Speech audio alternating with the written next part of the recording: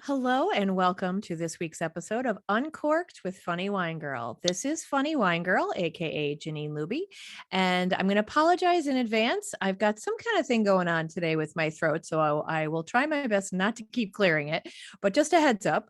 But I'm so excited, as I always say about my guests, because I am fortunate to get to meet a lot of wonderful people, especially, as I always like to say, especially wonderful women.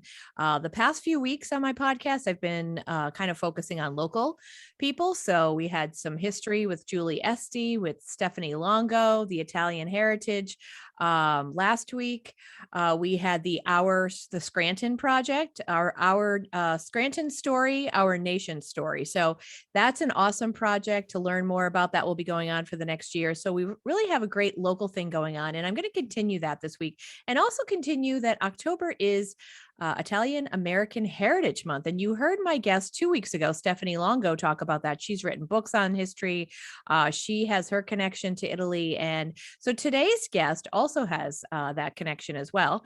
And I also often like to, if I remember, of course, like to say how I know people before I get started, because I think it is so important that we connect with one another. I know the pandemic, we kind of went online, but now that we're getting back out there, we're doing networking, and it's just so great because you never know how people are going to come into your life, how you can help them, how they can help you. So today's guest, I actually met through my friend Tina Gallagher, who you've heard from. She has been a guest on here at least twice. She is a romance novelist and someone that I edit and proofread her work. So she's a client and a friend, and she introduced me to our next guest. And our next guest is an author as well with an Italian connection. And I'm so excited to talk to her about her recent trip and what books she's got out now and what's coming up. So I would like to welcome this week's guest, Cecilia Mecca. Welcome. Oh, thank you so much. This is so fun. I'm excited to be here. And I love wine. And so it's perfect pairing. Yes, and I'm glad you brought that up because it's so funny. People think when they hear, oh, Uncorked with Funny Wine Girl, I probably don't even talk about wine like in half of my podcasts, but it's nice to bring it up from time to time because it is good. Yeah, and it's a good title. I love it. So I just wanted to throw that out there as well. I mean, just for nothing. Yeah. Can I ask you before we get into the meat of the topic, what is your favorite wine? What do you like to drink? So typically red, I will do either a Pinot Noir or a Cab. That's pretty much my wine of choice. I graduated, as a Pinot Grigio, not graduated because I shouldn't say graduated from white to red, but on a trip to Napa last year, I really was a white wine drinker and then was kind of forced into trying some of the reds. I was like, oh, I don't really love them. And they kind of broke me in with the Chianti. And then by the end of the trip, like I'm full on, I almost never drink white wine anymore. So yeah, I was turned in Napa. It's so funny you say that because I had another guest say Pinot Noir was like her training wheels.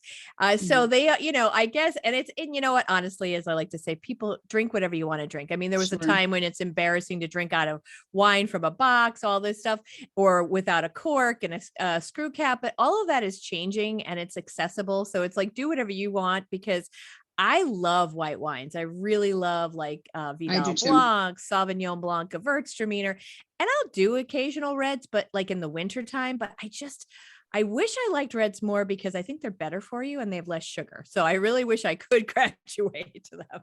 Yeah, they say that they're good for you, and I just kind of don't delve into how much I should be drinking that's good for me, and just kind of go with they say it's good for me, so I do it.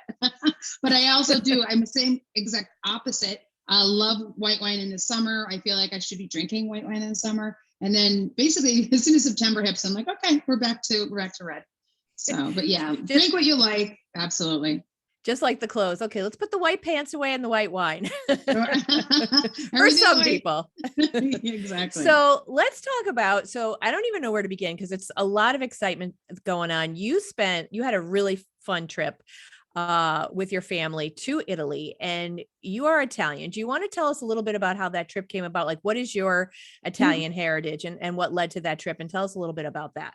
Sure. So my both of my grandparents are from Italy. My great grandfather is from Sicily. And so, we kind of live the Italian American, I guess you could say, culture here in Northeast PA, and have a big Italian family and get together on Sunday for lasagna, all of that kind of thing. But it really kind of started my cousin was married in Italy a few years back. And so we knew we wanted to go back. And I've been there, maybe 5 times or so. My sister did some school there in Florence. It was during COVID when my mother had just retired from the medical field, and she was looking for kind of something to do during COVID, a project per se. And so she said, I know you can get your Italian citizenship through San Juris, they call it, basically by blood, if you have kind of certain conditions, being, from Italy, have ancestors from Italy, and as long as they didn't renounce their citizenship before, becoming, there's kind of some conditions. So she looked into it, found out that she could do this. And I said, well, I'm going to ride on your coattails, right? And just do it with you. If you're paying to have these documents translated and doing all of this, like shove my birth certificate there and boom. So it was her project. So we got to the end of the pandemic, everything had gone through, but Philly consulate was closed, and maybe even still is, for so long. They said by the time it reopened, it would take years, which isn't a big deal. We don't plan to live there. Maybe if there's like she was also obsessed with the villas that you could get for $1 and all of that. And I'm not sure that's the way to go, but, maybe kind of extended vacations there in the winter, things like that. So it wasn't a super rush, but if you do have a citizenship or get citizenship before, for me, my kids are 18, then they will automatically get it without any paperwork, without having to do or much paperwork at all. So she said, you're going to Italy on a writer's retreat in June. What if we stayed there? You stayed there and I came and brought the kids, and you and your dad, me and my dad came over, and we just do the citizenship there and establish residency and stay there for an extended period, and then basically bypass the consulate in Philly and just kind of finish the process. And so I was like, well, I'm an author. My husband works here, so he only came out for a week, but I was like, sure, my mom was retired. I was an author. The kids, not super thrilled. They're both teens in high school, but I was like, we're going to Italy for 6 weeks. They're like, oh, do we have to? And so that's how we ended up in Italy for about 6 or a little over 6 weeks this summer, which was absolutely amazing to be able to not just go there to vacation, but we had an apartment. We got to know the locals, especially in Sicily, and where we were in Sicily for a chunk of the time. There was no English. It was like full on just immersed into the culture. So it was really, really interesting and a lot of fun. And so I know that Tina took Italian lessons before she went. She was doing it at a college, I think Northampton. And then you guys had a really cool opportunity in Pittston, right? With a gentleman that owns an Italian winery. And you were getting some basically some lessons from him, I think, right? Yes. Sorry about that. I had a little bit of a cough. I completely understand. Sorry, wrong way. So Vito's wine cellar in Pittston, he is absolutely amazing. I would recommend him, excuse me, to anyone. And we did some Italian lessons. I did some lessons online, and we basically knew nothing. I mean, I don't want to speak for Tina because she was amazing, but by the time I went, even though I did months and months of it, I couldn't believe how hard it was as an adult to learn it. So I knew enough to order my red wine, and I knew enough to get by, but we did. I didn't want to go there and just, be like, here's the American, just speak English to me. And I wanted to try to do my best. It was a lot harder than I expected. And Vito was so patient with us. And we, basically got to the point. I think one of the most valuable things, even though I didn't go there and all of a sudden, was able to speak Italian, which I kind of was hoping I could do a little more of it. Being with him and listening to the accent, I think by the time we went there, we could recognize a little bit more of the language and speak, maybe with just a little bit better of a intonation from having heard it from him. I just love Vito, and the wine cellar is there that people could go and drink, and his wine is amazing, but he's from Italy. And he just did the class because, a bunch of people were asking, could we possibly do this as a lesson? And so I think he had about 15 people there for a bunch of weeks, and it was amazing. So it really was. So we tried to prepare ourselves, but by the time I got there, I literally got off the plane. I was like, Tina, do you remember anything? I don't know how to do anything but order wine. And she's like, well, then we could say hello, goodbye. Can I please have some red wine? You got the most important stuff, right? Get to where you Exactly. need to go, get your Exactly. glass of wine. But Exactly. I agree with you on the whole, like, you don't want to be that person like, I'm an American, talk to me in because when my dream trip was France, and I've been able to go there 3 or 4 Mm, times. And first time I was like, I had taken French in high school and in college. I mean, I wasn't great by any means, but I wanted to try to speak it. And I'm like, I'm not going over sure. there with this attitude that you need to change for me. I should be trying to speak your language. And I Absolutely. just loved it. And I honestly Yeah. had the best time. So I agree with you on that. I I think love it's it. great. Did you find that you were getting more comfortable the longer you stay there? Absolutely. I have videos of like the kids. I have a ninth and a 10th grader. So by the time we left, they were ordering in Italian. They, could understand a little bit of it. It was really neat. And I could see where, that experience for them had just kind of opened them up a little bit. Even my son is now interested in traveling to other places. And so I feel grateful to have had that opportunity. And it's something I definitely want to do again. But yeah, by the time we left, I was like, right, I'm ready to move here. They said a lot of people thought, well, 6 weeks, that's so long. And I did too. When I first left, I thought, oh my gosh, I'm not gonna be home for 6 weeks. It feels long. And I was actually a little nervous about it. But sometimes you're on vacation, especially for a long one, and you say, okay, I'm ready to go home though, and I feel like I'm ready to, unpack my bags and be home. I wasn't ready. I could have just stayed there. It was just so magical. The people, the culture. I was in Tuscany for a week with Tina. We did a writing retreat. That was absolutely beautiful. I'm sure she told you a bit about that. It was magical. But then being in Sicily, there was just something about it. I felt, not to be weird, I felt like I was coming home. And the people were so kind. Even when I couldn't speak a lick of English, my stepdad knows Spanish, and so he was, at first I thought he was speaking full on Italian everywhere we went. I was so impressed. I said, you did the same app as me, how are you able to get along everywhere? And he's like, well, I've been kind of speaking mostly Spanish with a little Italian mixed in. I was like, son of a gun, here I thought. I had no idea. But so he got us along. People were just so wonderful. But just that, like, a little bit more laid back lifestyle, right? So, every day, and I've never been to Spain, but they say it's very similar, where they, in the afternoon, it's this kind of a siesta lifestyle. At noon, you don't see anybody on the street. Everyone is kind of, which I can understand. It was hotter than Hades in the summer in Sicily in the middle of the afternoon, but people just kind of, went back, rested, and did their thing. And then they started drinking wine at noon. I'm like, I could really get used to this, and it did feel like after so long there, almost coming back to a rat race, especially being in the Northeast, I think. And I could see a value in kind of taking a deep breath and stepping back. I'm not good at it. I've kind of gone right back into 7-day-a-week work mode. But I do try to remind myself. I have done the, like, bringing wine a little bit more often into my life back. But no, I said, Well, that's good. Yeah. Did you adjust at all? Like, did you bring any of your, all the really healthy, amazing things we were eating back with you? I'm like, well, I drink more wine. Does that count? I don't know if that counts, but Sure. yeah, it's just a great lifestyle. And the people were so kind that I could have stayed. I really could have. I hope someday to go back, multiple times for an extended period if possible. That's the dream.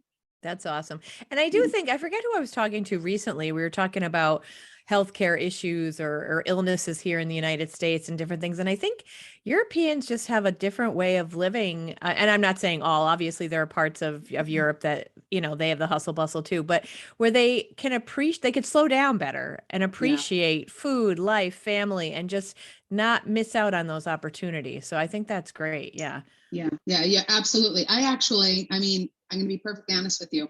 I went and ate. I'm not a fish person, and Sicily is a lot of fish. It's an island, right? So it's fish, pasta, pizza.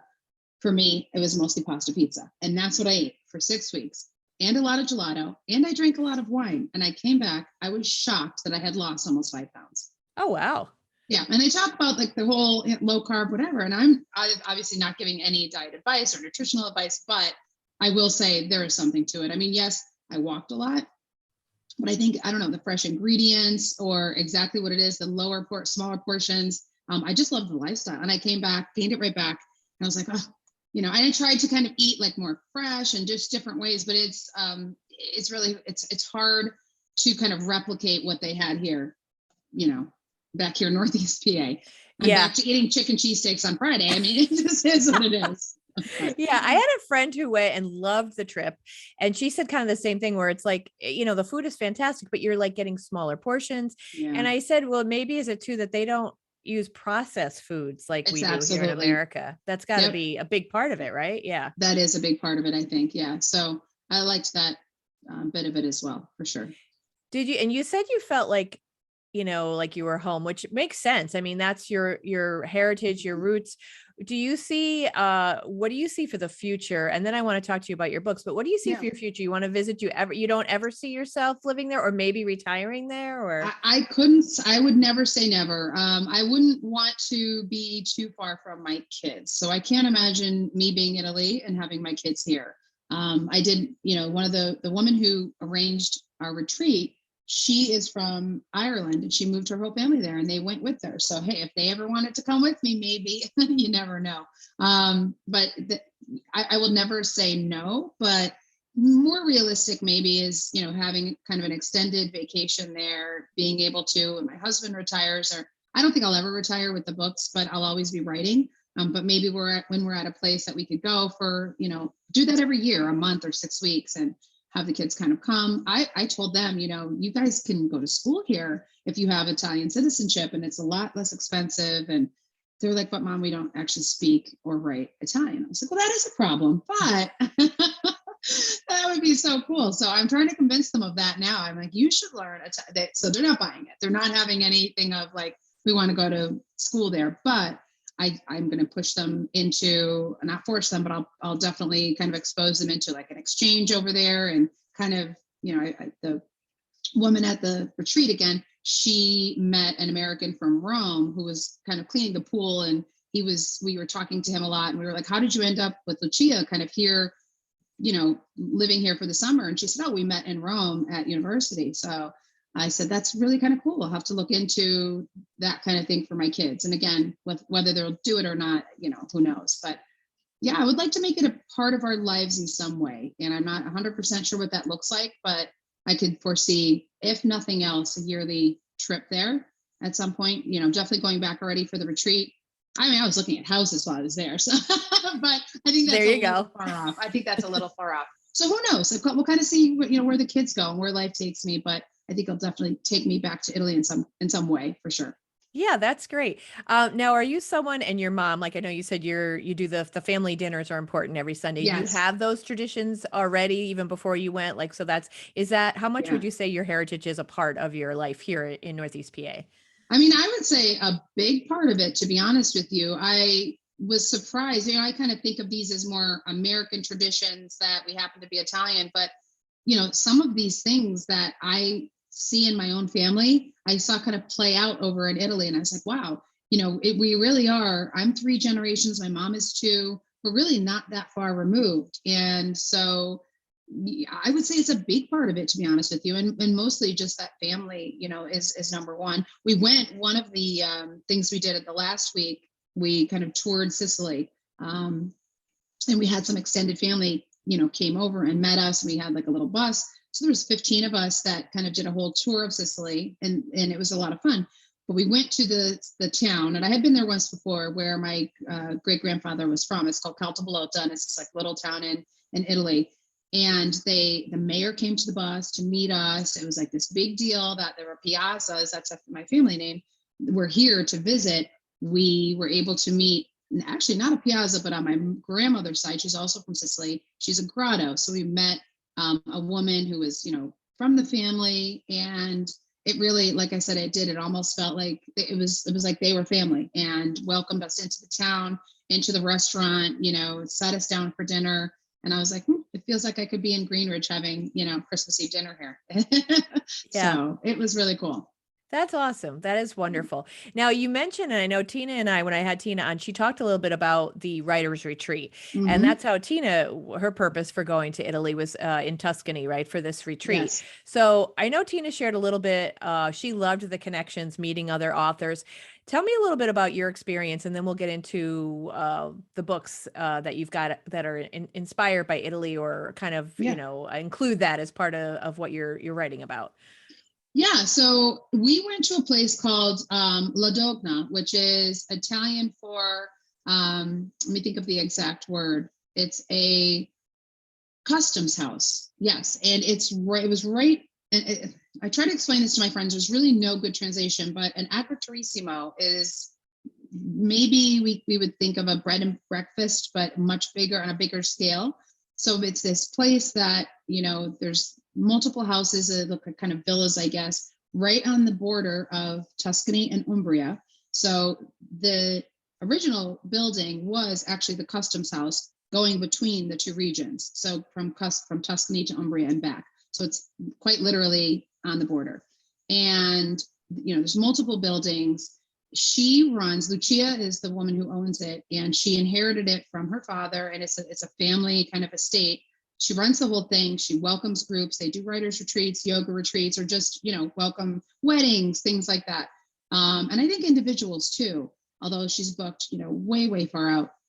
And it's on what's called a Lake Trasimeno. And it's this beautiful kind of lake, like I said, on the border of Tuscany and Umbria. I mean, it sounds as nice as it is. And it's perfectly positioned to do day trips. So one day we would write, the next day we would do a day trip and go to Spello, which was beautiful. And then write. And then the next day we went to Montepulciano, like the wine, and had wine, a picnic wine. So I'm like, whose life is this? I'm sitting here drinking Montepulciano in Montepulciano. It was absolutely amazing. And the reason that was able to happen, there's a woman who, she writes fiction. She's from Ireland, and she plans weddings in Italy. That is her day job. Don't ask me how she got involved in that, but that's what she does, mostly for people in Ireland and England. And so she'll do destination weddings in Italy. So she got to know Lucia, and through that, she said, oh, we've done a lot of weddings here. What if I bring some of my writer friends and we do a retreat? And it was the first time she had done that. They do a lot of yoga retreats, but never a writer's retreat.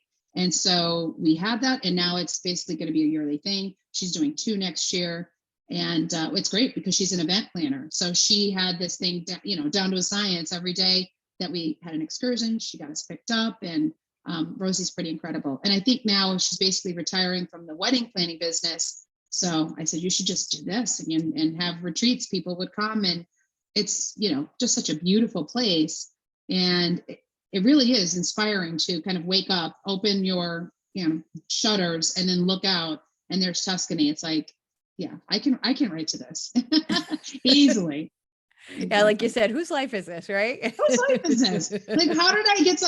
I mean, I was an 8th grade English teacher, standing up in front of 15-year-olds trying to explain to them that Shakespeare was awesome. And I loved my job. I loved being an educator. But yeah, it's hard to compare the two, Yeah, I can understand that. I know I had to bust Tina because she went there. She was home briefly and then was headed off to her writers, I guess, conference or workshop in London. And I'm like, oh, excuse us, miss. Do you have time for us people in Northeast PA? She was all over the place, talking about international, I know. I missed that conference because I had headed out to Sicily. So we're going to hope to do that next year. Go to both conferences. It'll be fun. So what did this inspiration, let's say, in Italy, what came of that for you? Yeah. So I actually write in 2 genres. And so there was a lot of inspiration for me. People ask all the time, probably my number one question as an author, I'm asked, like, where do you come up with the ideas? Or are you worried about running out of ideas? Or how do you get, like, the ideas are so easy. Once you start looking, they come from everywhere, just daily life. And especially when you travel. So I had so many ideas that I don't think I'll live long enough to be able to write them. That's the problem. And I write in 2 genres. One is Cecelia Mecca. And for that, I write medieval, Scottish, and English historical romance. So kind of think Outlander type stuff.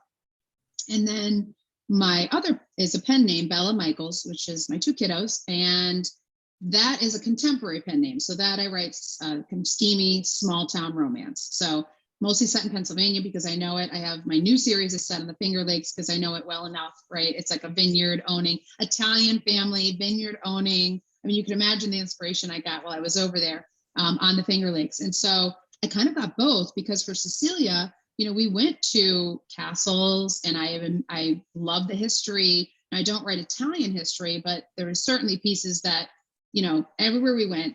For instance, we went to a town, I forget the name, and they had a medieval festival happening. Rosie said, look, I ordered this for you. I mean, literally, it was a medieval festival the day we were there in this Italian town. And so, I mean, I was taking videos and I knew immediately, I said, this is a wedding ceremony. They had like a kind of pretend medieval wedding ceremony where they paraded both families in, and then they had the banners. And so for me, I was able to take a video, and now I'm describing that in my own writing, even though I'm writing an English scene. A lot of it kind of crosses over, and I could see it. I can imagine this little medieval walled town and the families coming in with their banners and they're about to get married. It was, it couldn't have been more perfect. And then on the Bella side, for the contemporary, I mean, I have ideas already that I want to write, just being there and seeing the wineries. And, I'll give you an example. And I'm married, so full disclosure, my husband already knows the story, but we were in Montepulciano for a picnic lunch. And Tina can tell you, we were sitting in basically the fields. Like, so you go to this place and they walk you up, a big stone steps, and you sit basically kind of in the fields, and you're looking out, and it's in Tuscany. It's beautiful. And then you're like, well, this is a picnic lunch. Where's the wine? Well, these two handsome Italian boys come trekking up the hill with picnic baskets filled with wine and cheese and all of the stuff for our lunch. I was like, well, there you go. I took the picture. I was like, guess who's going to be in the next romance? I mean, and all of the women there that write romance, I mean, they all had their cameras out taking a picture of these guys. Poor guys were like, we're just trying to bring you guys wine, They didn't know how inspiring they were, right? I had no idea that they were about to become, part of our books. Exactly. So that was easy, especially because I'm writing right now a vineyard series.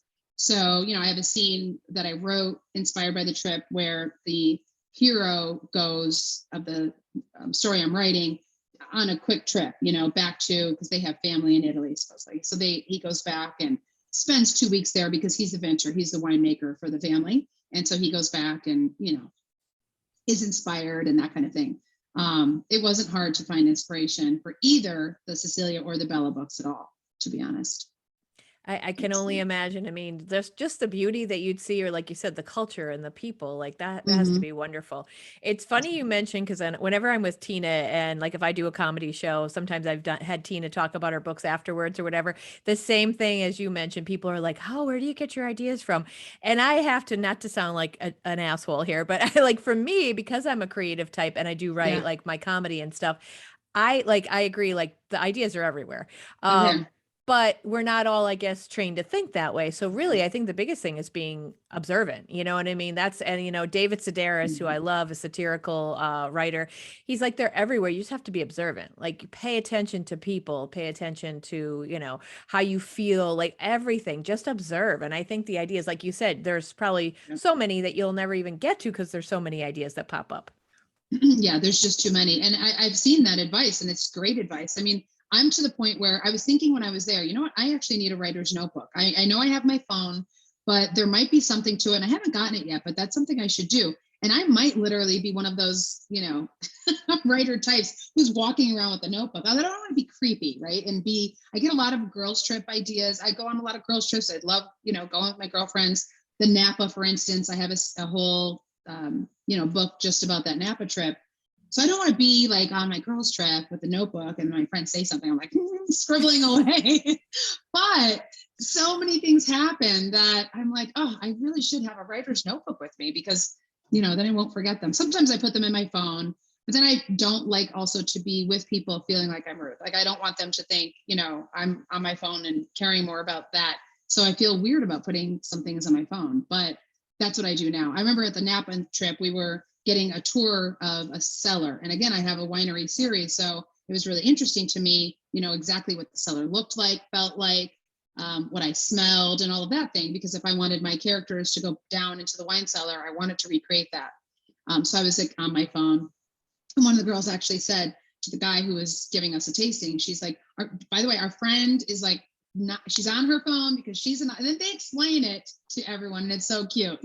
She's an author and she's getting all these ideas, and I'm like, thanks ladies for explaining me away as I take pictures and video and jot it all down. So But you're right about the notebook, because even with a lot of comedians I talk to, like, they'll carry, even if it's a small notebook, all the time for ideas. Really? And I have like so many, and I just don't carry them, but I use my phone like you do. Like I'll put it in my notes section or send myself emails, because you don't know when for me, a lot of times it's outdoors with nature, or if I'm on a short run or something, an idea pops in my head. And people are like, how the heck do you remember? I just keep saying it over and over in my head till I get home. But Yeah, I you do the want to be same. able to capture, you don't want to lose that stuff. But that's exactly it, because that's where they come from. If I were to sit down and stare at a blank screen and not have any, any inspiration coming kind of from real life, it's really hard. Like, I don't know that I could just kind of spring something up. But here's an example. So we were in Napa, and, we went out to a wine taste, what the wine tastings look like, and they kind of bring you out all the wines. And it was an outdoor place. So we were all sitting kind of in the lawn and getting our tastings. And a kid kind of went running by, and he fell. And I paired that with, I remembered, it was just kind of an odd thing, but that idea sparked that, instance sparked a memory of when, this is so random, years ago, I was at a party in the winter, and someone fell going to their car on the way home from the party, probably too much to drink. And so they started making a snow angel, literally like making everyone laugh around them. And then the husband came and picked her up and was like, all right, you're time to go home. When I saw that kid running, I thought, what if somebody was chasing him, fell, and then made a snow angel on the lawn, but it's not, winter, it's June. And what if that someone was a girl who's a heroine, and the guy who's doing the tasting is the hero, and he's kind of the grumpy hero, which is popular now in contemporary, and looking at her like, oh, she's, one of these like drunk girls at the winery, but actually she was chasing the kid and just made a joke out of, fell and made a joke out of it. She's not this drunk girl, so I kind of made her the big city girl who comes to this small town, comes to the wine tasting, and, they have this meeting where he instantly doesn't like her. He's like, the girl from New York City who isn't even, she's not here to actually taste the wine. She's here to just get drunk with her friends. And she was on her phone a lot because she'd just broken up. Her boyfriend had just broken up with her. She was devastated. And he's like, why even come to a winery like this if you're going to, not pay attention to the scenery around you? And he completely misunderstands her. And she thinks he's just like a grumpy jerk, right? Like, what is his problem type of thing. Meanwhile, he just inherited the winery, and he's got a huge load on his shoulders. And he's really worried about, making this work and living the legacy. So they have this meeting, and, boom, right there's your enemies to lovers, because they completely misunderstand each other. But it came from this kid running through the winery. And I'm like, what if that kid fell? I mean, that shouldn't have been what it became, but it was, it's just how it goes. But isn't it amazing how the mind works and creativity, Right. though? And then you flash back to something that you probably hadn't thought of in so long, and boom, there it is, and you're connecting them. So I think that's awesome. And like you said, you can't just sit in front of your computer and get the ideas. It's all life that gives you these ideas, which is awesome. So sure. tell us about so that was the Napa trip. You have the series that's out. What books are out now, and what's the name of it so people can get it? Yeah. So that series is by my pen name, Bella Michaels. I released 3 out of 4 books. So it's called Grotto Valley Vineyards. And I think I mentioned earlier, so in Caltablota, we met our ancestor. Her last name was Grotto. So that's the one of the family names on my grandmother's side. And so I just use that name as, a way to anchor the family into the series. So it's called Grotto Valley Vineyards, which is a fictional vineyard on the Finger Lakes. And the first book is called Pop and Pour. And that's my grumpy hero who meets this girl from New York City who comes. She's supposed to be there for a weekend, ends up staying, and you can imagine what happens next because it's a romance. The next book in that series is called Lay It Down. So they're all wine terms, all of the books. And Lay It Down is a friends to lovers, and it's one of the guys, actually the winemaker in the family, and someone who works for the winery who's the sister's best friend, and they've liked each other forever. That came out last month. And I just released Sip and Savor, which is the newest book. That one is so fun, and also maybe partially inspired by real life. The sister of the winery family goes to a bachelorette party in Nashville, and she meets a guy. Basically, the meet cute is at a male review. So she goes to this male review on the bachelorette party, and boom, falls for this guy. He's also a singer, so he's there in Nashville to make his dreams come true, but he has to make ends meet, and the singing just isn't doing it alone. And so he does this on the side, makes a lot of money, the mail review stuff.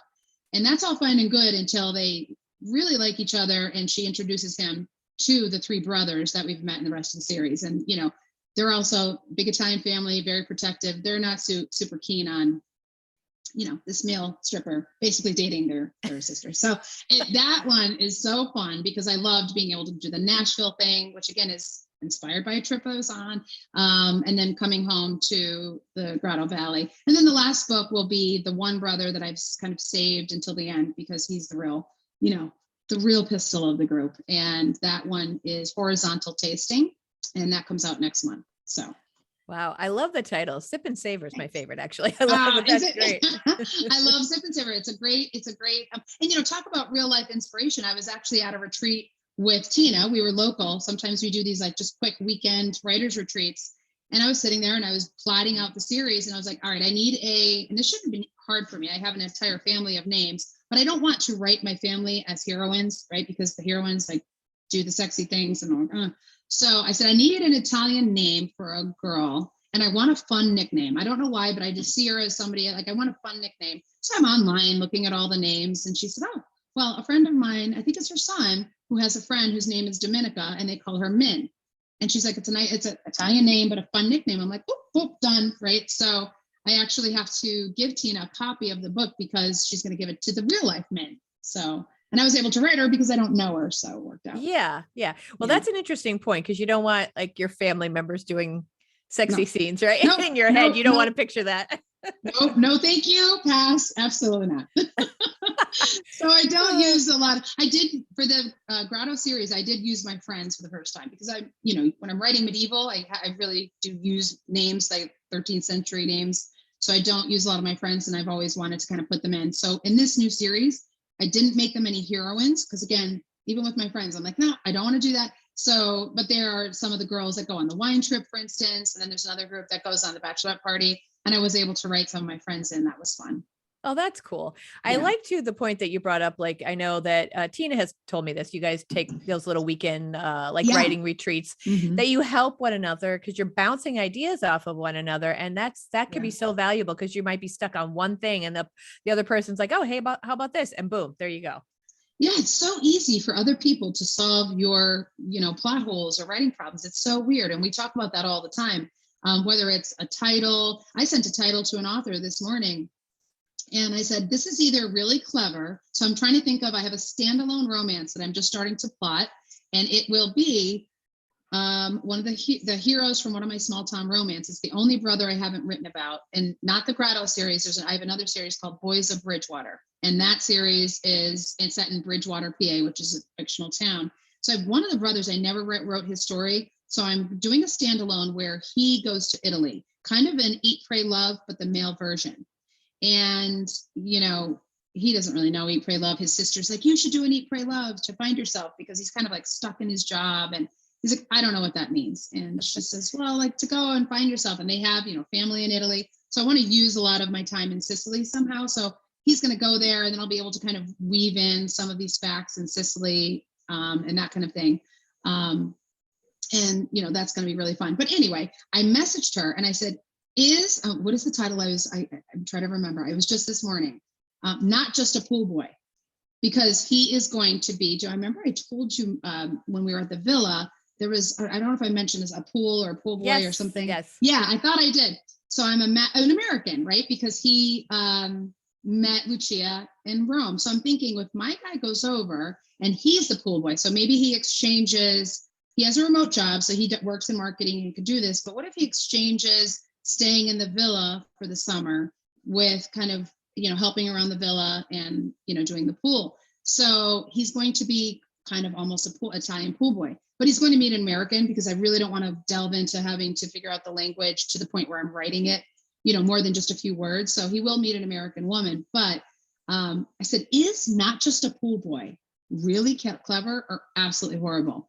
And this writer friend was like, yeah, that's awful. I was like, okay, I wasn't sure. I couldn't tell. It was one of the two. And without people like that, I would have titles like Not Just a Pool Boy floating around on Amazon. So yeah, it's a good thing I've got these guys. Well, I don't think it's that bad, but okay, I Well, get it though. I Yeah, mean, yeah. yeah. Well, this morning at 7:30, it sounded so good to me. And then by the time I messaged her, I was like, yeah, I don't think it's great. Now it's like 5 hours later. What was I thinking? That is awful. But that's how the brain works. Yeah, no, absolutely. And it's funny because last week, well, you were at the event we had at the axe throwing place in Oh, Scranton, the so ladies' funny. night. And I was working on like different jokes. And there are certain friends that I will like bounce them off of who aren't comedians, but they're Mhm. just creative types that Sure. have the same sense of humor as me. And I remember just like I called my one friend and I'm like, I was working on this last night around midnight and I thought it was really funny. And then he told me like it was funny because he said he didn't love it. I ended up doing it and it got some good laughs. So I'm like, okay, but you do have that where I'm like, I thought this was funnier. I really thought it was funnier Yeah. when I first thought of it. Yeah. You just don't know. And without someone to bounce it off of, you're really kind of in your own head all of the time. I mean, I have an editor, so that's really great. But, um, it was not a good title. It wasn't a good title. So you've got a better one coming. So that's good. I hope so. I don't know if anybody has ideas, like throw them at me because that is so hard for me. The title, it really is one of the most difficult parts of the process for me, for whatever Yeah. reason. When I decided to do the wine terms, I thought, well, this is going to be a winery series. I wonder if there's any wine terms that sound like fun titles. When I found a website that had some of these terms that I really could kind of see go either way, like pop and pour and sip and savor, I was like, it was the best day of my life. Like now I have all of these titles here on this website. I don't have to think of them. It was amazing, but that doesn't ever usually happen. So. And it's funny, you're like, you spend all this time writing and you want that title, obviously, to be good, right? You want to be happy with that. Yeah, it's the first thing, that and the cover is what they kind of judge it on. So, for sure. So before we wrap up here in closing, is there anything else? Well, first of all, I definitely, before we close, I want people to know where to get your books. And is there anything else though that you wanted to mention? Yeah, no, I don't think so. I mean, I write in Kindle Unlimited. So if anyone is familiar with that, it's a subscription service on Amazon. And I'm in it because I like to read a lot. And I think Tina's books are also in Kindle Unlimited. So my books are in Kindle Unlimited, but that is to say they're on Amazon and you can get paperbacks too.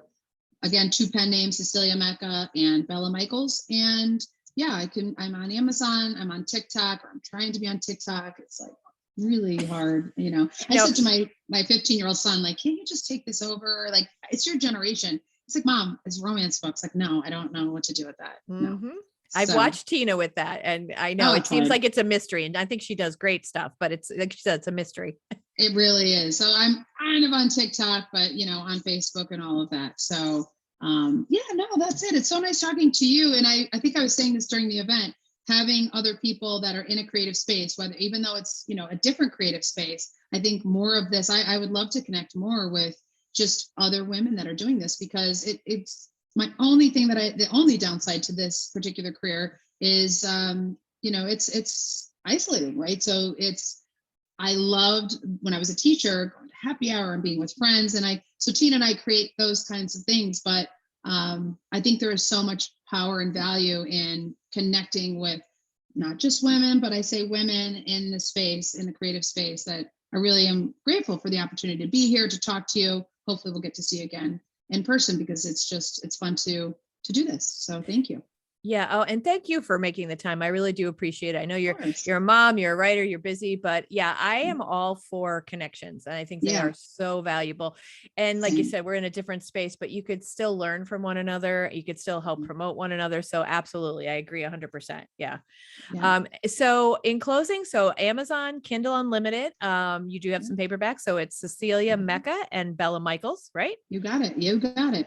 Absolutely. All right. Well, thank you so much for sharing your time with me today and your story. And I mean, it's so funny because years ago, I was never like, Italy was not on my like list that I wanted to visit, but ever since then, I'm talking to so many people who go and fall in love. I'm like, I might have to add that to my list to get there. Add it to that list. Add it to the list. Go to you can't go wrong with Tuscany. I'll tell you, it's amazing. So yep, add it up there, and you can come with us one day to a retreat. Oh, I'd love that. I told Tina the other day for London next year, I'm like, I might try to, if you don't mind, tag along because that's another place because I was all about Mhm. France. I got to go there. I got to go to Provence. I never cared about London, but again, the more that I hear people who go and I watch Love BBC it. Ghosts, so and I'm in love with the cast. So now I'm like, I want to go to England. That you should. That is, and honestly, that is my first love. It's why I started with medieval. I've always been obsessed with medieval England, and um, yeah, I say definitely do it. I love England and the people. I have a good friend who's a writer who's also from England, and I'm like, listen, I need to come and just camp out there. That'd be a place I would go and spend a month and be perfectly happy. So we'll Yeah. see. Maybe I'll see you over there next year because I'm definitely gonna hit that conference. Very cool. Yeah. If Tina allows me to tag along, if Anthony stays home, maybe I could get in her room. There you go. We'll be There you there. go. We'll all be bunking together in Be England. like, don't mind me. I'll just sleep on the floor. I really am not picky. It's not a big deal. I All love it. right. Well, thank you so much again. And to my listeners, again, I say thank you. So this has been great the past few weeks, celebrating a lot of the local talent we have in northeastern Pennsylvania. And anybody who knows me knows I'm all about promoting the region as well as women, Scranton girl, that I'm just really proud of what we've got here. And then in the next few weeks, we've got some scary stuff coming up with Halloween. I've got some scary stories that I'm working on. So I hope you'll stay tuned. And as I always say, I appreciate you from the bottom of my heart and the bottom of my wine glass.